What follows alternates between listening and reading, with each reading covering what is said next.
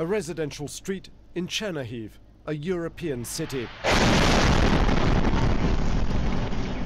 And this is war. Ukrainians are taking shelter and watching their country getting torn apart by Russian attacks.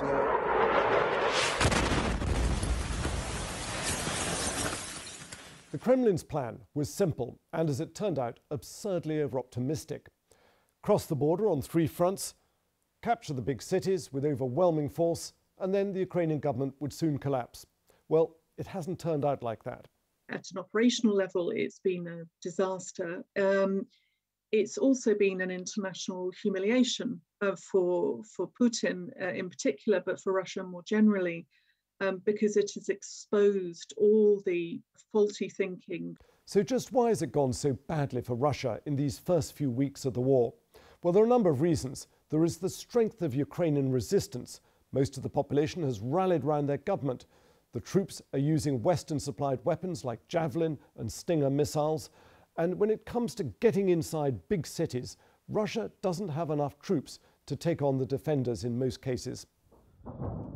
Even on the coast, on the Sea of Azov, where the Russian Navy predominates, it's taking hits. This was a Russian supply ship targeted today by the Ukrainian Navy. Then there's poor Russian tactics. Russian commanders on the ground have largely failed to take full advantage of all the tools at their disposal. Things like armoured vehicles, artillery, rocket launchers, helicopters and warplanes, all of which, when combined with the infantry, can have a massive effect, but which the Russians have apparently failed to coordinate. And finally, there's poor Russian logistics and communications. Russian soldiers have not always maintained their vehicles properly, meaning that many of them are breaking down. And when it comes to radios, a lot of them don't work, forcing them to use mobile phones, which can easily be intercepted by the Ukrainians. Many of the Russian soldiers thought they were just going on exercise, like this one in Belarus.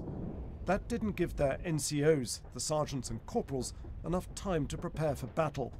In the Russian army, the sergeants and the corporals are renowned for their inefficiency, their corruption, and the bad relationships they have with the soldiers. So everything that could go wrong, more or less did go wrong. Russian military doctrine says if you can't advance into a city, you pummel it with artillery. That's what's happened to Mariupol and other cities at huge humanitarian cost. But Russia too has had thousands killed so far.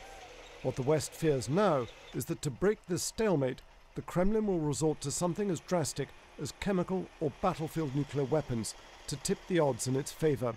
Frank Gardner, BBC News.